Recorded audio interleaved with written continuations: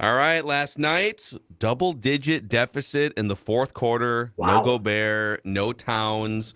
The Warriors had pretty much their full allotment last night. They've been bad on the road, Pat, but that might be one of the, I'm going to use a cliche phrase, a signature win for the Timberwolves this season.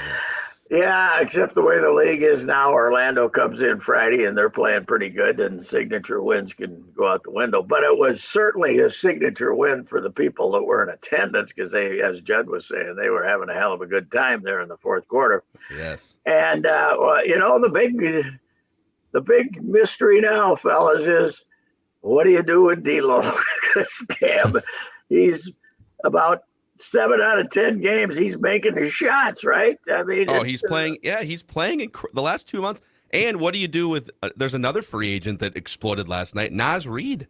Naz yeah. Reid's a free Well, agent at He's the end of the great. year. I've been saying that they got Nas now. Noel hasn't been as good as I thought he was going to be. He doesn't. I mean, he's not. He must not guard anybody or something because they don't play him much. Uh, I thought he'd really take a bigger load this year. But you gotta figure out a way to sign Nas, don't you?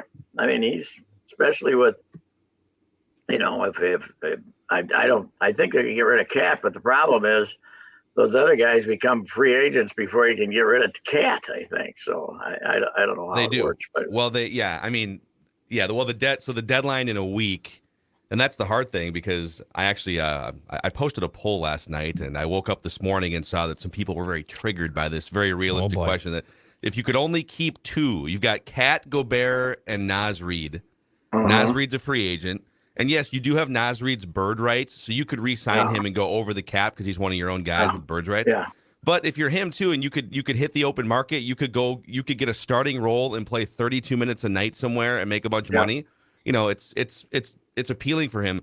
So I gave you three options: Cat Gobert, Cat Naz Reid, Gobert Naz Reid. Overwhelmingly, Timberwolves fans, maybe a little recency bias off that game last night, said they would keep Naz Reid and Rudy Gobert and say I goodbye to thought Cat. so. Cat, I don't think Cat has any idea what a PR problem he has in town right now. Do you? You guys? I mean, I don't think he knows how unpopular he is. I Does think he? I think he senses that he's not Yeah. beloved, but Yes. yeah. It's hard to tell. It's really hard to tell. He's such a Mm. weird guy, and he comes off as so aloof that I don't know. But yeah, he definitely has a problem. And the incredible thing last night was D'Lo's fourth quarter. Oh, He was he made 5 every. of 9 from the field, 4 of 8 on threes, and scored 14 points. And basically, at one point, was single-handedly willing that team back into a game that they were down by 14 in. And meanwhile, Steph missing shots, including the little 14-footer that would have put him ahead with no time left. Steph didn't. They missed some big shots in the last 6 minutes to help the Wolves win that game. That was for sure. But maybe the team that's really going to be interested in D'Lo after last night is the Warriors. Maybe the Warriors will say we got to get D'Lo back. I don't know, but He's better. I'll say this. This is a hot take, but I think he's better than Klay Thompson. This version of Klay Thompson. Yeah, right. They're paying a whole lot of money to a guy who's, when he's not making threes, he used to be this great defender and everything, but missing 2 years. And obviously the injury he had, he's not nearly the same full speed. Plus, he's no kid, right? 33, maybe? Is he Yeah. 32, 33? Think about it, too, so the Warriors are in such a crazy spot now because there's all nine teams all bunched up that they have to go on the road in February and play Klay Thompson 40 minutes and Steph Curry. I get it was overtime, but Steph Curry has to play 43 minutes. And that's a lot of wear and tear in the middle of the regular season for those guys. And tonight I think they have. Where are they going tonight? I think they got a back-to-back tonight too. And the Mr. Load Management, Stephen Kerr, he Nuggets. decided he wanted to beat the Wolves last night, so he'll probably mail in a loss tonight. It's at Denver. They're at Denver tonight. That's right, Denver. Yeah, I knew they had a good opponent tonight, so. Yeah, he'll probably just mail in the loss and try to figure he's going to make the playoffs anyway, and hopefully he's healthy. But they don't look like a team that's going to win it. That's for sure. No, Do they? The Warriors? No, they don't. They played an exceptionally, I thought, dumb game too. Explain this. What is Draymond doing half the time with the basketball? he handles the ball constantly. And yet he's trying these Magic Johnson passes at times. I mean, they played they sabotaged themselves basically as much as the Wolves beat them. What surprised me is down the stretch when they called a couple fouls on Draymond, he complained. That was a surprise. He never stopped, Pat. It's The Warriors don't unbelievable. Well, he did have. Well, I think he had a case on the one where they called it a travel, but it just looked weird. So he dribbled it. Yeah, a high dribble behind his back. Who was running alongside him? Was it Steph that was running and got all crowded over there? They didn't know what to call, so they called it traveling.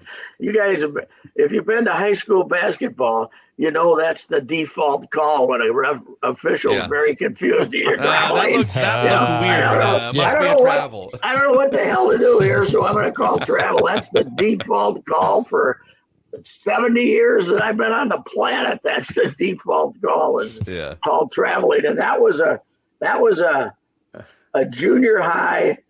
I don't know what to call. I'm going to call traveling play because nobody had the ball long enough to travel, did they? In that over there in that corner, it was a big call. He did have a complaint there, but what can be done in the NBA to stop them from bitching about every call? It is unbelievable. It drives me crazy. It's tough because everything is very subjective too. There's always sort of mild contact. I mean, these refs are out here just kind of half the time they're just not guessing. And even when like Ant made that great, wonderful left-handed drive near late in the game that helped win it, and a couple other times, but he makes these magnificent plays. He doesn't give you time to celebrate him because he's bitching at the refs that he wants a free throw, right? You know, every time everybody goes to the basket and wants a free throw. Yeah. But you can't call technicals because you call 125 a game. You know, I mean, they complain about everything. Van Gundy was on, I think a year ago. I heard him say this, and he says, "I'm shocked.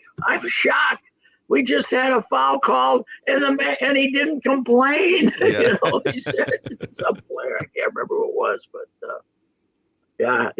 but that was a hell of a game. That was entertainment. They've gone from, rightfully so. The beginning of the year was such a disaster, and they were 16-21 on New Year's Eve after a loss to the Pistons, and they had a big players only come to Jesus meeting, and it kind of felt like, are they going to have to make a panic trade or something? Are they going to fire Finch? They've got one of the best records in the NBA since that meeting. Fire Finch seemed like a real possibility because can he coach anything but offense? You know, because that's what he was. You know, he was supposed to be a get guy shot type of coach, but he's done a hell of a job. Now everything is still sort of on that you might not win the 50 or 55 games that you expected or wanted to win, but is there any team in the Western Conference? Because the two best teams in the West right now are the Nuggets and the Grizzlies. You just beat the Grizzlies a week ago. Mm-hmm. You know, is there anyone in the Western Conference that you feel like they have no chance against in a 7-game series? Like they could still get out of the first round and make this thing a success. Yeah, they and they kind of stumbled into it really because they didn't know Nas was going to play like this. Else they wouldn't have had him sitting on the bench when the season started, right? I mean, early in the year, didn't he have like 4 no plays out of the first 8 games or something? They didn't know. You know, I know Kyle Anderson they liked as a glue guy and that stuff, but he's a hell of a lot better player than anybody thought. And you know who else is it when he's not hurt is that Taurean Prince is a way better player than I thought he was. Yes. When he gets in there, he can make it. Last year when he was shooting threes, I was saying, what is he doing? This year he's been making them. He can shoot and he knows what to do off the ball, which is some of those things don't show up in the box score, but he knows where to be. He knows how to defend a little bit.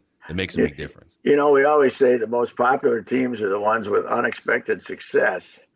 And this team has, in 50-some games now, transitioned from big expectations to no expectations to now unexpected success. So they're probably more popular than they were when the season started with big expectations and Rudy was here. And you never know. And you never know what you're going to get night to night to night. That's the incredible thing. Like half to half, you don't know. That's the great thing about today's NBA, though. This season's NBA might be maybe not for the superstars and Magic versus Bird and all that stuff, but might be the most entertaining it's ever been because the Magic could come in here and beat them by 15 based on talent. They've won what 16 and 11 or something their last 20. We think of them as one of the dogs, but last year, they got all the young guys. They're healthy now, and there's some balance in the league. It's fun. It's fun to finally. I mean, the NBA, you used to look at. Well, let's see. We got 5 teams that won 58 or more, and 6 teams that lost 60 or more. That's no fun. It's nice. It is. It's a total crapshoot. I think in the Eastern Conference, it's a little more top heavy with the Celtics and the Bucks, but yeah, the West is totally wide open down to like the 12th seed right now. Yeah, it's been good. Yeah, the West is. I mean, New Orleans, the surprise teams of the first month, 6 weeks. New Orleans and Utah are 13th and 14th now, 12th and 13th now. They both faded. So it's been unpredictable, which is great. But yeah, it was fun last night. I wasn't there. I was watching, but it was great. This Wolves team, Pat, too. I think that the thing too is, despite the large time of disappointment, you can tell fans want to like this team. Like this team. Like if this was the Twins, they would have checked out by now and been like, "Screw you. We don't care if you're successful now." This, I don't know if it's. I think it's Ant, but there's something about this team that's very different for a Wolves team from the perspective of the fan base is showing up and wants to like them. The crowd shot yesterday of the good seats. A lot of young people in the good seats in the first 6-7 rows. Guys that it looked like kind of the Viking guy, the 30-year-old Viking guy who's, works at a warehouse at a department store or something and saves all his money to go to Viking. That's his whole entertainment is getting drunk on the weekends when the Vikings play, right? That kind of looks like these guys, the 30-year-old single guy looks like me when I was 30, fat guy, he's in a Wolves game wearing Wolves stuff. They got that crowd. They got that young crowd. So it is. I remember fun, Chip telling me that his son, one of his sons, I think the oldest of the two, was so excited when the NBA was getting ready to resume, coming out of the COVID, because of Ja Morant. Yep. He wanted to see Ja. It's a different league for the youth because there's players that they love. Yeah. And you follow these players on Instagram. Yeah. Here, and you guys just said it. They love Ant. They love Ant. They never love Cat. They love Ant. Right. You've been kind of the Cat whisperer here. We gave you credit on yesterday's show for the Write That Down prediction. You had him at 50. He'll miss 50 games, or he'll play 50 games. I think he said he'll play 50. I'm already set. I'm golden on that already. He doesn't have a chance, right? So here's my question: what would you do now? So I'm going to get in the weeds a little bit here. Basketball Reference gives you the best lineup combinations for each team, so you can go in and kind of see, for the Timberwolves based on guys who have played at least 400 minutes together this year, the 2 best lineup combinations from a net plus minus rating. I'm ready for this. Are Gobert and Kyle Anderson and Jaden McDaniels and Kyle Anderson. Mm-hmm. So Kyle Anderson, who has stepped into that Cat starting role, and he's been a great Swiss Army knife. The best 2-man lineup pairings have included him. And then when you look, so the 2 best 5-man combinations, that's basically your starting 5 that plays the most minutes. By swapping out Cat for Kyle Anderson, the Wolves have improved by 7 points per 100 possessions net rating. They're just a better team swapping out Towns for Kyle Anderson. Here's the problem, though. When they get to July 1st, they're going to be looking for a bonanza to help make up for the Rudy trade. And what do you think they're going to get? They're going to get 2 number ones spread out over 5 years maximum, and then a player, right? They'll have to take a player. They're not going to come close to getting the bounty that they You mean trade if they trade Gobert? trade Cat. If they trade Cat. If they trade Cat, they're not going to get nearly what we think they're going to get. They would get at least 2 first-round picks and at least a good player or 2 back. I think you get four interesting pieces. Where's he go? Who's saying give me $235 million? Well, worth of one team that would be highly desperate is the Knicks, right? Then you've got your Jalen Brunson. Well, Tibbs might not make it to the end of the year, but I don't know about him and Tibbs having a reunion. I think Tibbs got him. He played every game when Tibbs was here, but I don't have any idea what the chemistry was there. But they would have to get a young hip coach or something to bring the Cat in. I wonder if the Dallas Mavericks would. The Knicks gave. Yeah, they might put Doncic and Cat together. He'd be good with Doncic, right? Because he could play. Because it's also very obvious like who the number one is on that team. So you just need to find your role as a secondary guy. Yeah, that'd be good. And that's the kind of guy that Cuban would probably take. So, but it is. Somebody said, and top 5 player in the league. I saw it. Was it somebody on TV or maybe Jim Pete? I don't think he would have said that outrageous, but he might be a top 10 player in the league. And don't you think? Maybe the version we've seen in the last month is definitely he's definitely knocking on the door of like top 15-ish, I think. Yes. I'll tell you, some of the drives he's made when he muscles his way in there, he's got to not run over people and put in that lefty shot are just fantastic. Oh. It's and they're all, the Golden State did everything they could to keep him from, he didn't third quarter. He only played 4 minutes.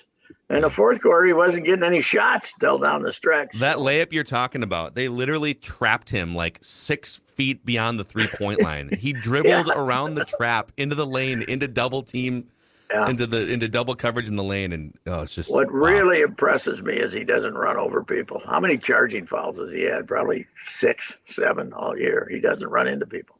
He avoids them. But that's where if D'Lo does what he did in the fourth quarter, that's the price teams should pay. So if they're gonna take Cat away. So Pat, what do you think on Cat 2? If and when he comes back during the season, do you think they can go back to trying to make the Cat and Gobert thing work, or are we at a point where you just have to play them separately? And if they're both going to come back next season, you address that in training camp again. But like I think we're past the point of, okay, they're both back now and it's March, we're going to make this work. I think you might just have to say you guys are basically going to play at different times. Yeah, well, Finchie might have targeted the future when he said, we can stick him down in the corner and have him shoot threes, although he's a better shooter from up front than he is in the corner. But the days of the games going through Cat are over, and I think they have more fondness for Gobert because he rebounds and defends, and he's not a scorer. But with some of the guys he got playing now, that's not a problem. What worries you about this is they had guys limping all over the place in the fourth quarter last night. They did, yeah. Jay McDaniels popped a calf couldn't too. Move. Anderson landed on his back again. And the only guy is going to play is Edwards because he shows up every game, even when he's hurt. So it's there's a basketball crowd. There's been a new basketball crowd created the last few years that I don't even know if we knew existed, but they got some enthusiasm in the arena. I was the young crowd you used to see at the Timberwolves was the dad who got the cheap tickets upstairs with the three neighborhood kids and sat up in the cheap seats and tried not to spend much money. But there's a young, involved crowd. And the one that what showed me is there's a new group paying attention is the one night that late in the game, Ant passed to Reid, and Reid was wide open, and Reid missed the three. And the whole crowd groaned. They were going to win the game. Well, they were aware that it was going to be a triple double because Edwards was going to get an assist. So having a crowd smart enough to know that is very different as far as I'm concerned. Yeah, that was Ant knew it too. Meanwhile, I missed the shootout at Rutgers last night. I didn't watch any of that. Oh my God, poor Ben. What's he gonna do? You got to get some players.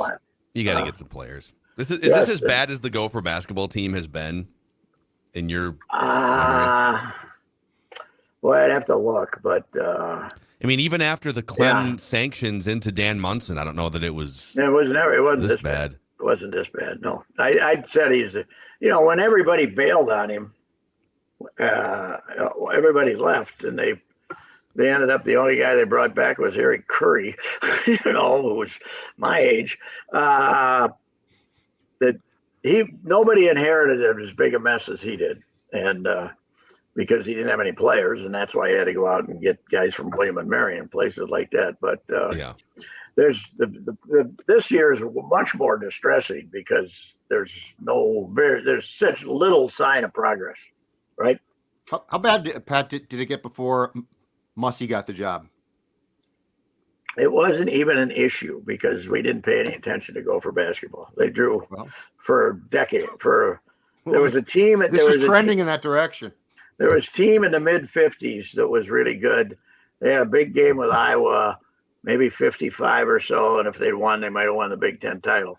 But they'd draw 6,000, 5,000. And then George Hansen had the one-year interim.